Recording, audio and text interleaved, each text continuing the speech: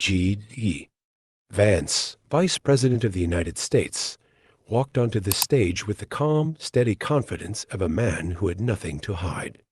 He had faced pressure before on the battlefield, in politics, in the public eye. But tonight, he wasn't just stepping onto a talk show.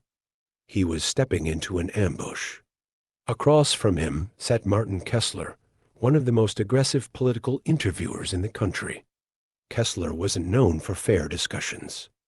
He wasn't there to get to the truth. He was there to destroy.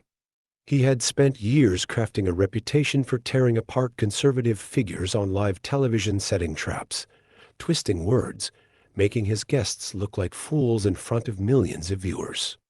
And tonight, his target was clear. The audience had no idea, but this interview had been planned for weeks. The producers had rehearsed every camera angle, every reaction shot. The script was already written in their minds. G.D. Vance would come in, get backed into a corner, stumble over his words, and leave the studio humiliated. At least, that was the plan. As Vance took his seat, Kessler leaned forward slightly, flashing the same smug grin that had intimidated dozens of guests before him. The first question came fast, sharp, and dripping with condescension. "Mr. Vice President," Kessler said, flipping through his notes as if what he was about to say was nothing more than casual conversation. "Before we get into policy, let's talk about the past. Because we can't ignore the fact that you once called Donald Trump unfit for office, and now here you are, his second in command. Tell me, was that a change of heart? Or was it just political convenience?" Boom. The trap was set. Kessler sat back, waiting for Vance to shift in his seat, to stutter through some rehearsed excuse, to prove that he was just another politician who had abandoned his principles for power. But that's not what happened. Vance didn't flinch. He didn't blink. He didn't even break eye contact. Instead, he did something that no one in that studio expected.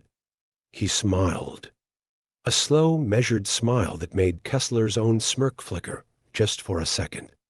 Then, in a voice so steady it was almost unsettling, Vance responded, "That's a great question, Martin. But before I answer, let me ask you something first. Have you ever been wrong about a person before?" Kessler's eyebrows lifted. This wasn't the script. "Excuse me," he said, tilting his head slightly. Vance nodded. "I mean, have you ever judged someone too quickly? Thought you knew exactly who they were, only to realize later that you were completely wrong?" For the first time, Kessler hesitated. It was a fraction of a second, so small that most people wouldn't have noticed.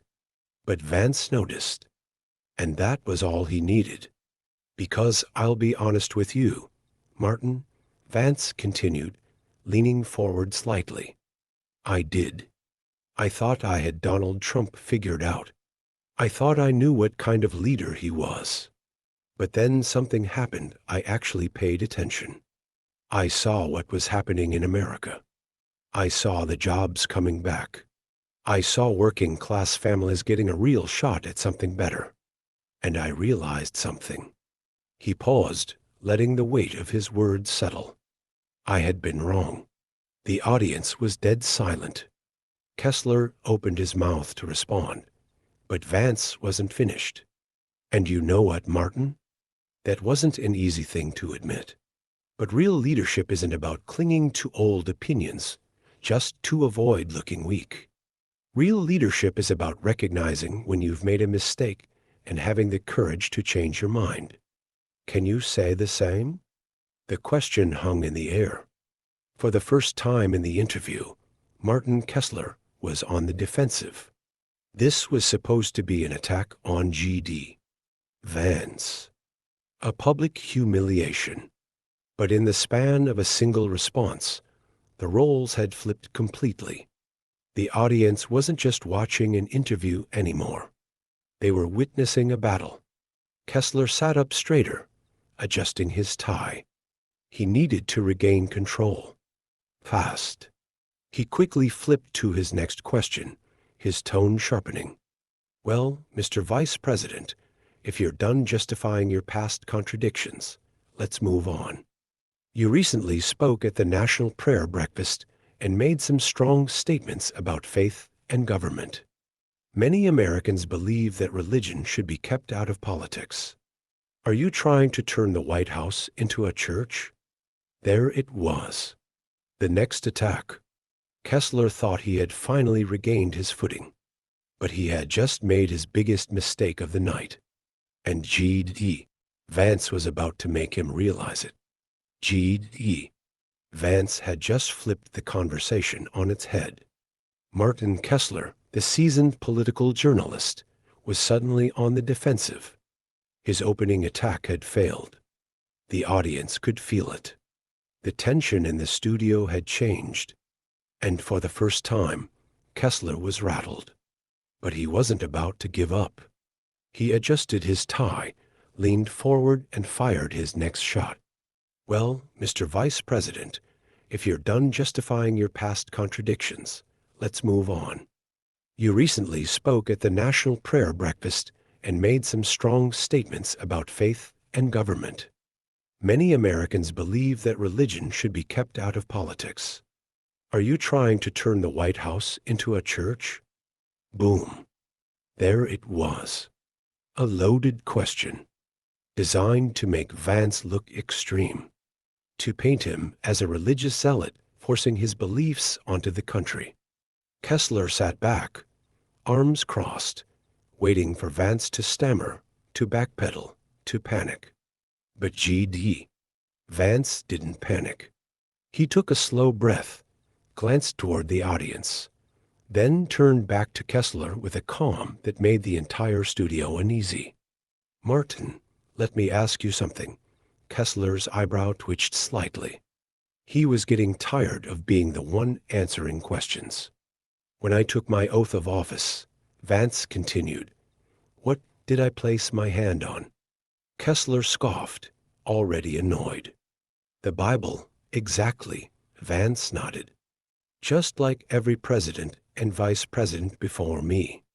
Just like every Supreme Court justice, every senator, every leader in this country for centuries. Now, let me ask you another question. Why do you think that is? Kessler shifted in his seat. Look, Mr. Vice President, I don't think anyone is questioning tradition.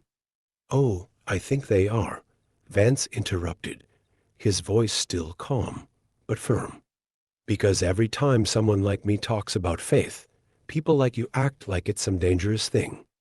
Like believing in God automatically makes you unfit to lead, the audience murmured. Kessler's grip on his note cards tightened. That's not what I said, Kessler countered. Vance smiled slightly. But it's what you implied. Kessler opened his mouth to respond, but Vance kept going. Let me tell you what I actually said at the National Prayer Breakfast. Since you seem so interested, he leaned forward slightly, making sure everyone in the room could hear him. I said that faith gives leaders a moral foundation. That without moral leadership, government becomes nothing more than a power game. And I stand by that.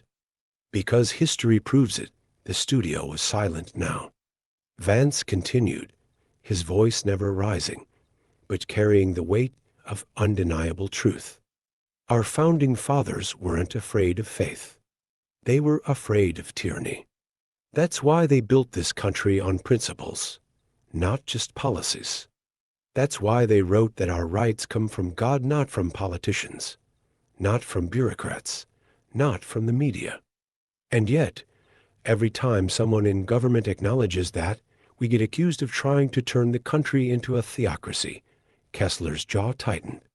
Vance turned to face the audience. Think about that for a second.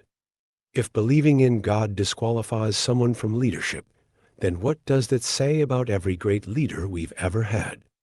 George Washington, Abraham Lincoln, Ronald Reagan, Martin Luther King, Jr.B. Were they all dangerous too? The murmurs in the audience grew louder. A few heads started nodding. Kessler needed to stop this. Fast. He cut in sharply. But surely, Mr. Vice President, you can see why some Americans, particularly younger generations, are uncomfortable with mixing religion and government. Doesn't the separation of church and state matter anymore? Vance nodded slowly, as if he had been waiting for this question. It absolutely does, Martin. But let me ask you, does separation of church and state mean separation of morality and leadership? Because if it does, we've got a much bigger problem. The room was dead silent. Kessler had no immediate response. And Vance knew it. So he pressed forward. You know what I find interesting, Martin? Nobody has a problem when politicians talk about their personal beliefs as long as those beliefs align with the mainstream narrative. If a leader says they believe in climate activism, they're praised for having conviction. If they say they believe in social justice, they're called courageous. But the moment someone talks about faith, suddenly they're a threat. A few claps started from the audience. Kessler ignored them. Mr. Vice President, he said, his voice now carrying frustration, with all due respect, the issue isn't faith itself, it's when faith influences policy decisions that affect millions of Americans who may not share those beliefs. Vance tilted his head. He had him now. Interesting, he said slowly. So, when a Supreme Court justice says their personal beliefs about gender and race shape how they interpret the law, that's fine. But when I say my faith shapes my view of right and wrong, that's a problem? The audience reacted immediately. Kessler's face reddened slightly. The camera zoomed in slightly on his face. He was losing control. Vance didn't stop. Martin, let's be honest here. The real issue isn't faith. The issue is that the media doesn't like the kind of faith that people like me stand for. More claps. Kessler looked toward his producer. They were losing the crowd. Vance leaned back slightly, letting the moment breathe. Then, with a calm, measured tone, he delivered the final blow. At the end of the day, this isn't about religion. It's about values. And the real question isn't whether faith belongs in leadership. The real question is, what kind of leadership do we want? One that stands on principle, or one that bends to whatever is popular at the moment? The audience burst into applause. Kessler closed his notepad. For the second time that night, he had lost control of the conversation. But he still had one final move, one last desperate attempt to turn the tide. And this time, he was going to make it personal. G.D. Vance had done something no one expected. He had walked into a hostile interview, faced a seasoned political journalist who had spent years crafting his ability to twist words and set traps, and not only had he held his ground, he had taken control. Twice now, Martin Kessler had tried to corner him. Twice now, the veteran interviewer had failed. The audience wasn't just watching anymore. They were reacting, nodding, clapping, some even murmuring agreement. Kessler's grip on his note cards tightened. He could feel the shift. His usual tactics weren't working, and he was running out of time. So now, he was going for the final blow. Mr. Vice President, Kessler said, his voice sharpening, we've talked about faith. We've talked about your past criticisms of Donald Trump. But let's talk about something even more personal. Let's talk about where you come from. The audience quieted. Vance didn't react. He knew what was coming. Kessler leaned forward. You've built your image on being a voice for working-class Americans. You've talked about your rough upbringing, your struggles, your family's hardships. And yet, here you are, sitting in the second most powerful office in the country, wearing a $1,000 suit, defending a billionaire president. He smirked slightly, as if he had just played his winning card. Tell me, Mr. Vance, do you really think the people you claim to represent still see you as one of them? Or have you become just another politician who left them behind? Boom. The third and final trap, designed to paint him as a hypocrite, to strip away the very identity that made him relatable to the millions of Americans who had supported him. The audience waited. Vance breathed in slowly. Then he did something that no one expected. He laughed. Not a nervous laugh, not a forced chuckle. A deep, knowing laugh. The kind of laugh that tells everyone in the room, I see exactly what you're doing. And when he finally spoke, his voice was calm, clear, and impossible to ignore. That's a great question, Martin. And let me answer it directly. He leaned in slightly. Where I come from, we don't judge people by the price of their suit. We judge them by their character. The audience erupted in applause. Kessler blinked. Vance continued. And let me tell you something else. You know who taught me that? My grandmother, the woman who raised me in a home where money was tight, where food didn't always come easy, where people worked their hands to the bone just to get by. And do you know what she told me? He paused. Then his voice dropped just slightly, not weaker, but stronger. She told me that success isn't about what you wear. It's about who you fight for. Silence. Even Kessler, for a split second, seemed unsure of what to say. Vance didn't let up. And you know what, Martin? That's why I'm sitting here today. Not because I chased power. Not because I sold out. But because I never forgot where I came from. Because I know exactly what it feels like to grow up wondering if things will ever get better. And because I know what happens when people in Washington forget the people who put them there. Kessler exhaled sharply. He was losing control again. Vance kept going. You want to talk about hypocrisy, Martin? Let's talk about what's really hypocritical. It's people in media lecturing me about losing touch with the working class while sitting in million-dollar studios, reading scripts written by producers who wouldn't last a day in the real world. More claps. Kessler's jaw clenched. Vance wasn't just defending himself anymore. He was exposing the entire game. He turned slightly toward the audience. And you know who really gets left behind? The American people. While politicians argue over sound bites, while journalists sit here playing gotcha games, while networks push their narratives, regular Americans are out there working long hours, raising families, trying to hold on to what little they have. And they're tired. They're tired of being ignored. They're tired of being talked down to. And they're tired of being told what they're supposed to believe. Kessler was sweating now. The audience was no longer neutral. Some were clapping. Others were nodding.